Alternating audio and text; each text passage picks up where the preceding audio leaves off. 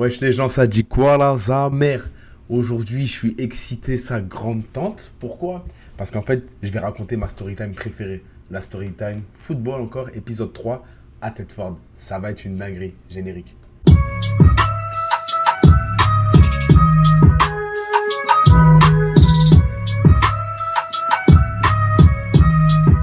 Comme tu as pu le constater dans l'épisode précédent, après avoir gagné le championnat élite, j'ai décidé de partir au Canada. En fait, j'avais déjà pris la décision pendant la saison. Mon choix final, c'était qu'après la saison élite, peu importe le résultat, je m'envole vers le Canada pour Thetford. J'ai décollé à Thetford le 5 août 2015. Le camp, c'était si je ne me trompe pas, le 7 ou le 8. Donc 2-3 jours après. Premier jour de camp. Moi, je te cache pas que j'avais une mini pression, vraiment petite, tu vois. J'ai vraiment sous-estimé Thetford, tu vois ce que je veux dire? C'est normal.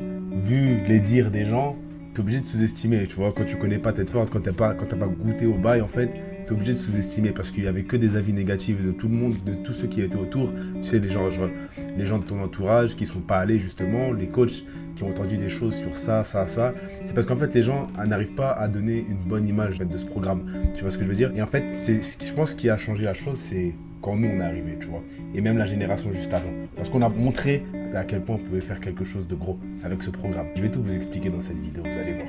Donc j'arrive, premier jour de camp, mini pression. Plusieurs fois on m'a fait des offres là-bas et je disais non, j'ai pas envie d'y aller, ça m'intéresse pas, parce qu'en fait dans ma tête, comme j'ai dit, c'était off, zéro, vraiment zéro. Vu que là j'ai accepté, c'est comme si je fais le mec, tu vois, je dis non, cassez-vous, et au final c'est moi je suis allé vers eux pour leur dire ouais je vais venir avec vous, tu vois ce que je veux dire? Donc j'avais quand même une mini pression et je devais pas merder en fait, je devais montrer que voilà, je suis pas un PD mon frère, tu vois, je suis là pour tout baiser et puis voilà.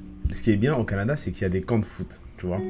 En France, le seul moment où tu peux avoir un camp, c'est pour le Junior Bowl, mais c'est pas vraiment un camp, mais surtout pour l'équipe de France en fait. Là, c'est ton équipe, tu vois, c'est pas pour une détection ou quoi, là c'est ton équipe. La différence avec la France en fait, c'est quoi? Tu vois que ça cache direct.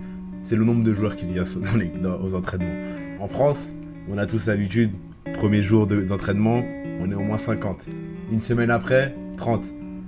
Dès que la saison commence, 10. C'est toujours comme ça. La différence là-bas, c'est qu'il y a tout le monde qui vient parce que s'il y a un joueur qui manque, il est obligé de justifier son absence, sinon, frère, il y aura des problèmes bizarres, tu vois. Les coachs, ils peuvent casser les couilles. Si c'est pas l'école, il faut vraiment que tu justifies bien. Parce que après, si c'est l'école, tranquille, ça passe les couilles. Là-bas, si tu veux, c'est un peu comme en France aussi. Genre, c'est structuré dans le sens où, première partie, tu sais, c'est les positions individuelles, genre toutes les positions dans leur côté avec leur coach, ils s'entraînent, ils travaillent sur certaines techniques, des situations de jeu, etc. Mais, sauf que là, il y a quoi? Il y a du 1 contre 1, du Scully. Scully, c'est quoi? C'est tous les skill positions, en fait. Il n'y a pas d'O-line. En gros, c'est des jeux, c'est que de la passe, sans O-line.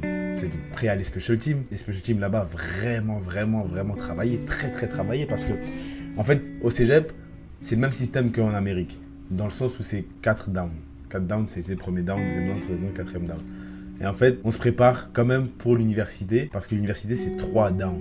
C'est-à-dire c'est 1-2 punts, tu vois. Donc ça va vite. Il y a beaucoup de special teams. Il y a vraiment énormément de special teams au niveau universitaire. C'est incroyable. Et après, à la fin de l'entraînement, il y a du 12 contre 12. Comme vous pouvez le constater, le football canadien se joue à 12 et non à 11. Donc voilà, le camp se passe bien. Durant mes 1 contrats, j'ai fait le taf. C'était pas si compliqué que ça. Certes, j'ai dû faire quelques petites erreurs, mais ça arrive à tout le monde, l'erreur est humaine. Mais en général, j'ai fait le taf, j'ai prouvé, j'ai montré vite qui j'étais. Team 1 directement, après tout.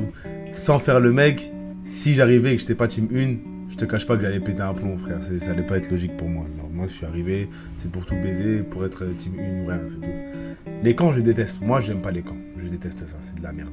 Je te jure. Ça sert, hein, mais c'est de la merde.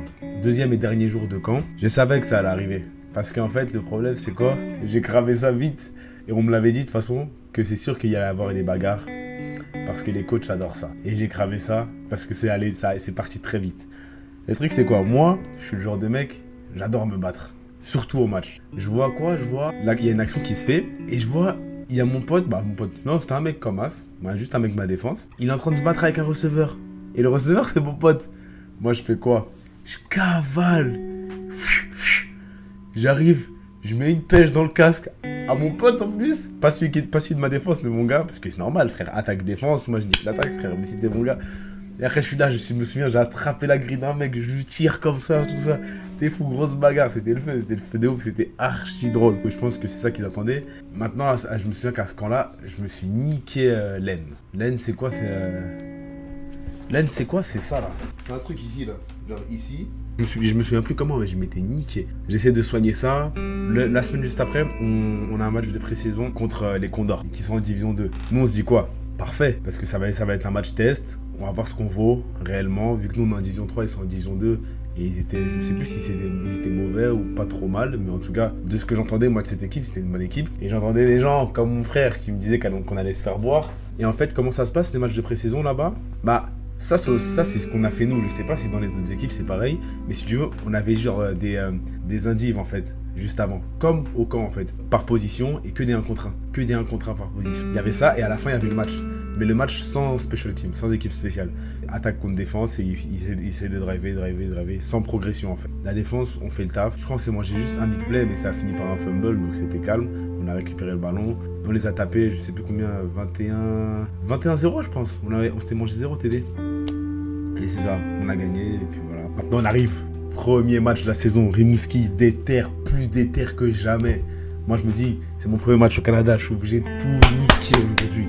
J'ai juré, gros public, il y avait du monde, c'était le feu, en plus il faisait chaud, tout était propre, vraiment. Une belle ambiance pour niquer des darons. Niquer des darons, c'était ça le mot d'ordre. Le mot d'ordre cette année, je me souviens très bien, et dédicace à toi mon gars Paul, c'était niquer des mères. C'était ça le mot d'ordre. Enfin, il n'y a rien d'autre. Il n'y a pas de on va essayer. Non, c'est niquer des mères. C'est tout. Dès le premier kick-off, j'ai tout donné. Je me suis dit quoi? Je me suis dit, il faut que je nique un mec. Je cavale, je vois Yaki devant moi. J'ai dit, toi, t'es mort. Je cours, boum! Je le tabasse. Ce match-là, je me souviens, j'avais fait un sacré match. Je pense que j'ai fini j'ai fini meilleur plaqueur de l'équipe, je pense. Je devais avoir 6 plaquages, quelque chose comme ça. J'étais chaud. Et là, quand je vous dis, j'étais déter. Je suis là, je fais des fumbles forcés, sac. Il y a un moment, j'ai mis une sacrée boîte sur un punt. Elle était terrible. Ah oui. Il y a un moment, ils font un punt. Moi, je fais quoi? Moi, en fait, le truc, c'est que moi, sur les punts, c'était soit je vais le bloquer, je dois mettre une boîte à quelqu'un. Et en fait, ce qui s'est passé, c'est que j'ai foncé. Et après, je vois quoi? Je mets ma main. Et je sens que la balle elle tape ma main. Je dis mais non, j'ai bloqué le punt. Et moi comme un con, au lieu d'essayer d'aller bloquer ou de la ramasser, je suis là, je suis en mode je veux célébrer et tout, genre j'arrête de jouer directement. Et parce que c'était mon premier punt bloqué. Ceux qui n'ont jamais bloqué de punt, vous pouvez pas savoir c'est quoi la sensation. Je vous jure que c'est différent. Ceux qui ont l'habitude d'en bloquer, vous savez très bien c'est quoi la sensation quand tu bloques ton premier punt, mon frère. Le match se termine sur une victoire de 37-12. Premier match parfait. J'ai fini joueur Subway. Special team, en gros, si tu veux, joueur Subway, c'est quoi? On avait des titres. En gros, tu avais le meilleur défenseur du match, meilleur attaquant du match, le meilleur joueur special team du match, et tu avais en attaque, défense et special team un joueur Subway. Le joueur Subway, si tu veux, c'est l'autre, tu sais, genre, il a fait un putain de match, mais moins bon que le meilleur, en fait, tu vois ce que je veux dire? Et en gros, le joueur Subway, il avait une carte de $20 au Subway. Et nous, c'était la Hesse, frère. Donc, nous, une carte $20, on crachait pas dessus, on la prenait directement. Et je me souviens qu'au Subway, on se mettait très très bien. Les deux joueurs de la semaine, joueurs attaque et défense, ils ont un t-shirt avec écrit joueur de la semaine. J'en ai un ici, attendez, je vais vous montrer ça. Il est un peu chim, parce que j'ai coupé les manches et il est un peu ancien. Mais en gros, il ressemble à ça. Et derrière, c'est marqué ça, joueur de la semaine. T'as un autre t-shirt, d'ailleurs je l'ai plus, mais je vais vous mettre une photo. C'est quand t'es joueur special team. C'est un t-shirt en fait avec le T de Ted Ford, mais en mode Superman, archi stylé. Et derrière c'est marqué The Real Man Play Special Team. C'est vraiment lourd de ouf. Et en plus, j'aimerais faire une dédicace à ce match-là. Il y avait mon gars Jeff. On a fait une photo en mode équilibre. Dikosh il l'a partagé d'ailleurs. C'était fou qu'on a vu qu'il nous a partagé, on était repas. Parce que c'était à l'époque où équilibre c'était là, tu vois. Maintenant, on arrive à l'entraînement. Nous, on pense qu'on a fait un putain de match, tout ça. Les coachs, ils sont pas contents. On se dit, oh, qu'est-ce qui se passe? Ils nous disent que comme on s'est mangé des points, c'est-à-dire qu'il y a eu des relâchements quelque part, nanana, donc on va courir. On se dit, ouais, frère, on a gagné, mon frère, pourquoi tu veux nous faire des trucs comme ça? Et si tu veux, on a un truc à Ted Ford, c'est quand le coach criait sideline. Vous savez très bien ceux qui sont à Ted Ford et ceux qui ont été ce que ça veut dire. En gros, c'est quoi sideline? On va sur la ligne de touche et on doit faire des sprints aller-retour jusqu'à ce qu'ils disent qu'on arrête. En gros, tu fais sprint aller, sprint retour, t'attends, peut-être que tout le monde revient, Et après, s'il siffle encore, bah c'est reparti. Et tu sais pas quand est-ce que ça va finir. Ça peut être 1, comme ça peut être 10. Et en plus, c'est quoi? C'est que direct après, t'enchaînes avec les entraînements directement. T'enchaînes direct, il y a du repos ou quoi. Sinon, dès que c'est fini, t'enchaînes. Deuxième match contre Jonquière. Une équipe de racistes. Ah, des gros fils de... Moi, je sais que j'avais entendu une insulte. Et je sais qu'il y a des potes à moi, ils se faisaient insulter. Et je fais n'importe quoi, frère. Mais c'est de ouf. Ils faisaient les malins. Alors qu'on les a violés leur daronne. Mon seul regret à ce match-là, c'est que je suis sorti sur blessure à la mi-temps. Parce qu'en fait, ma blessure à l'aine, j'avais vraiment mal. J'ai pas réussi à la soigner comme il fallait. Donc, je suis resté juste la première mi-temps. Et puis voilà. À la fin, on gagne 42-2. Donc, tu vois, c'est ça le truc. C'est que nous, tu nous insultes. Même si tu insultes un de mes frères, t'insultes toute sa famille, frère. On est obligé de te niquer ta mère. Et surtout, à la fin, en gros, il y a un joueur de l'équipe en face, quand c'est à la main, qui crache sur mon head coach. Et je vois ça part en coup. Je vois mon coach, il veut taper un petit, tout ça. Je dis, wesh, quel bail. Et moi, je fais quoi? Moi, tu connais. Encore une fois, bagarre. Frère, je suis là, wesh. Et j'y vais. Je veux niquer le mec. Et mon coach, il me crie dessus. Ah là, part, je sais pas quoi. Je dis, wesh. Dans ma tête, je me dis, ça le bâtard, va, je vais te défendre. T'es là, tu fais le mec part. Je dis, vas-y, calme. Troisième match, on joue contre la Pocatière. Et ce match-là, j'ai pas joué parce qu'en fait, j'étais blessé. J'étais en train de soigner ma blessure à l'aine et je voulais vraiment pas que ça affecte ma saison et que ça me nique. On a gagné combien? 59-13 à ce match-là. Maintenant, quatrième match contre Alma. Si tu veux, Alma, c'est une équipe archi naze. Moi, je m'en fous, je critique. C'est une équipe super nulle, mais avec des grosses couilles, mon frère. Ils sont déterminés. Là, ils sont 20 peut-être dans l'équipe, je crois. Mais comment ils sont déter. Ah, c'est des mecs qui lâchent pas. Des morts de faim. Sauf que, tu connais, nous, on a beau écouter les légendes, on a beau nous dire, ouais, c'est des mecs qui lâchent pas, on s'en bat les couilles, niquer des mères. On est arrivé sur le terrain, c'était chez nous, on les a smatchés. Je me souviens avec mon gars d'Orient, je fais un sac sur le QB, frère, je me lève, grosse hype. Je commence à célébrer comme un chacal, frère. Voilà, victoire 46-7. Maintenant, on passe au prochain. Cinquième match. Coach Chicoutimi. Dédicace à mes gars, Pilas, Jason et Laroussi. Chicoutimi, c'est une équipe, ils se pensent chauds, mais ils sont grave nuls. Voilà. Si je veux ce match-là, je fais un bon match. En vrai, en défense, je fais un putain de match. En plus, à ce match-là, t'avais mon gars Kaya. Il avait même pas joué la première mi-temps parce qu'il est arrivé en retard le matin pour prendre le bus. Et quand il est rentré, il a marqué directement. Il est rentré à la deuxième mi-temps, il a marqué. Pour te dire à quel point c'était bidon, tu vois. Maintenant, sixième match contre la Pocatière. J'ai même pas envie de parler de ce match-là. Franchement, RAS, rien à signaler. 69-3, le score il parle lui-même. Septième match, pareil. Match retour contre Jonquière. Si tu veux, c'était une petite vengeance pour nous. Parce qu'on est allé chez eux, ils ont fait les malins, ils ont voulu se battre et tout. Quand ils sont arrivés chez nous, frère, ils ont vu avec que des charognards, frère, ils ont vu à quel point on avait faim. On leur a montré on était qui encore une fois. Et c'était pas comme au match aller, on leur a vraiment montré qui on était. Et qu'on n'était pas des petits bouffons, mon frère, avec qui ils peuvent faire les malins. On les a smatch, ils étaient tout mignons, tout mignons. À la fin, ils nous ont serré la main, ils étaient tout gentils. Ouais, merci, nique ta mère de là, toi, fils de pute. Parce que ce match-là, c'était un match lambda. On a gagné combien? 60-3, je pense, quelque chose comme ça. C'était vraiment bidon. C'était éclaté. Et j'aimerais passer un truc, une anecdote. À propos de mon gars Paul. Lui, en fait, si tu veux, à chaque fois, il lui arrive que des galères. En plus, bizarrement, c'est toujours contre Jonquière. Si tu veux, le match aller, il fait un pick six. Mais genre un gros pick six, je pense de 60 yards, d'un truc comme ça. C'est pas... Juste avant qu'il rentre dans la end zone, il était tout seul. Il avait mis une vitesse à tout le monde. C'est un petit bâtard qui met un bloc dans le dos pour rien. Et après, ça fait que le TD il était annulé. Il y a eu le pick, mais le TD était annulé. Maintenant, à ce match-là, le match retour contre Jonquière, pareil. Pareil. Le QB, il lance. Le receveur, il la drop. Et si tu veux, Paul, il allait l'attraper. Et il y a un raclo de notre défense. Il la prend. Genre, il l'arrache des mains à Paul. Genre, Paul, il la prend. Et l'autre, il l'arrache de ses mains. Et il prend.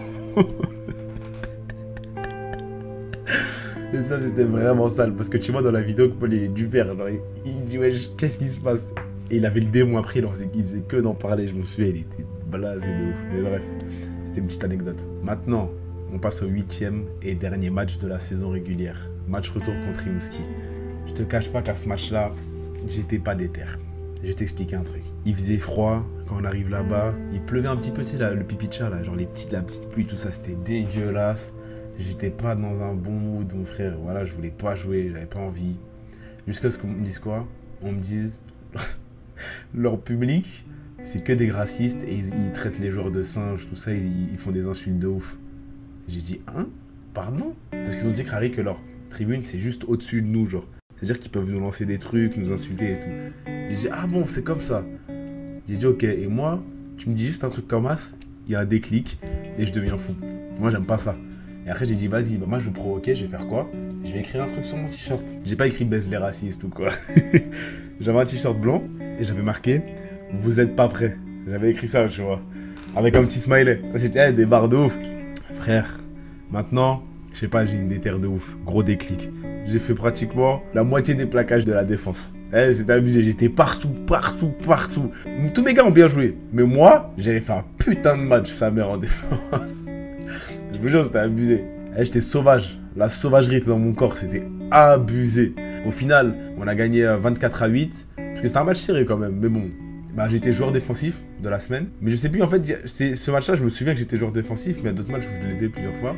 La saison est finie, on en vient au playoff.